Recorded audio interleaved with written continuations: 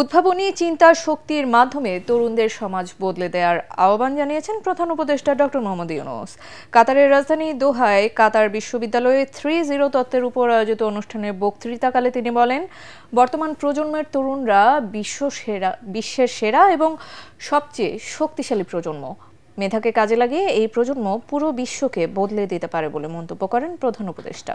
এ সময় শূন্য কার্বন নিঃসরণ, শূন্য সম্পদ মজুদ এবং শূন্য বেকারত্ব বাস্তবায়নে নিজ নিজ অবস্থান থেকে কিভাবে অবদান রাখা যায় সে বিষয়ে তরুণদের বেশি বেশি ভাবার আহ্বান জানান doctor Mohammad Yunus. All you have to do, shift it. Just one simple shift, everything can change. Instead of doing business to make money for myself, making myself richer and richer, I have said that there's another path. It's a choice for you, anyway. I can do business to make myself rich. I can do business to solve all the problems of the world. ঐক্যমত্য কমিশনের সংস্কারের দিকে তাকিয়ে না থেকে নিজেদের সক্ষমতা অনুযায়ী ভোটের প্রস্তুতি চলছে বলে জানিয়েছেন প্রধান নির্বাচন কমিশনার এএমএম নাসির উদ্দিন। রাজধানীর আগারগাঁওয়ের নির্বাচন ভবনে বাংলাদেশে নিযুক্ত অস্ট্রেলিয়ার হাই কমিশনারের সাথে সাক্ষাৎ শেষে সাংবাদিকদের তিনি একথা বলেন। এ সময় সিইসি জানান, সুষ্ঠু ও অংশগ্রহণমূলক নির্বাচন আশা করে অস্ট্রেলিয়া। এ বিষয়ে বাংলাদেশকে সব ধরনের সহায়তার আশ্বাস দিয়েছেন অস্ট্রেলিয়ান হাই কমিশনার সুশান রাইলি। নির্বাচন কেন্দ্রিক যে কোনো ধরনের সহায়তায় আগ্রহী তারা। ভোটার তালিকা হালনাগাদ সহ আন্তর্জাতিক পর্যবেক্ষক নিয়েও আলোচনার কথা জানান সিইসি। ওয়ালটন আবারও মিলিয়নিয়ার অফারে ওয়ালটন ফ্রিজ কিনে আপনিও হয়ে যেতে পারেন মিলিয়নিয়ার।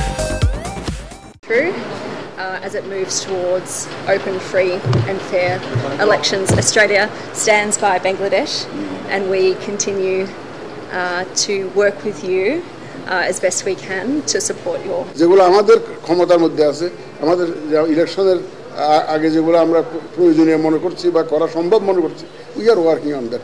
প্রয়োজনীয় যত কাজকর্ম আছে ইলেকশনের জন্য সেগুলো আমরা করার জন্য উদ্যোগ নিয়েছি এবং we are seriously working on those areas. বিগত 53 বছরে শাসন ব্যবস্থায় গণতন্ত্রের ঘাটতি থাকায় দেশে ফ্যাসিবাদ প্রতিষ্ঠিত হয়েছিল বলে মন্তব্য করেছেন জাতীয় ঐকমত্য কমিশনের সহসভাপতি অধ্যাপক আলী রিয়াজ। সংস্কার আলোচনা শেষে মিয়া মশিউজ্জামানের আম জনতা দলের দেয়া 166টি প্রস্তাবের মধ্যে 138টিতে একমত, 12টিতে দ্বিমত এবং 15টিতে আংশিক ও 1টিতে মতামত দেয়নি কমিশন। তবে প্রধানমন্ত্রী ও রাষ্ট্রপতির ক্ষমতার ভারসাম্যের পাশাপাশি সংসদের মেয়াদ 5 বছর রাখার প্রস্তাব করেছে নতুন এই দলটি। অন্তর্বর্তী সরকারের নমনীয় নীতির কারণে স্বৈরাচারের দোসররা আদালতে দাঁড়িয়ে হুঙ্কার দিচ্ছে, যা জাতির জন্য অশনি সংকেত বলে দাবি করছেন বিএনপির সিনিয়র যুগ্ম মহাসচিব রুহুল কবির রিজভী। নয়াপল্টন কেন্দ্রীয় কার্যালয়ের সংবাদ সম্মেলনে তিনি অভিযোগ করেন, অবৈধ টাকা ব্যবহার করে আওয়ামী দোসররা ষড়যন্ত্রের জাল ছড়িয়ে দিচ্ছে, আর যারা ঘোলা পানিতে মাছ শিকার করতে চায় তারাই এদের সহযোগিতা করছে। প্রশাসনের বিভিন্ন সেক্টরে ফ্যাসিবাদের দোসররা বহাল থেকে দেশকে অস্থিতিশীল করার চেষ্টা করছে বলেও মন্তব্য করেন বিএনপির এই মুখপাত্র। শাহজাহান খান গংরা আদালতে এসে সরকারকে দেখে নেওয়ার হুমকি দিচ্ছে, আদালতকে ভেঙচি কাটছে, পুলিশকে থোড়াই কেয়ার করছে।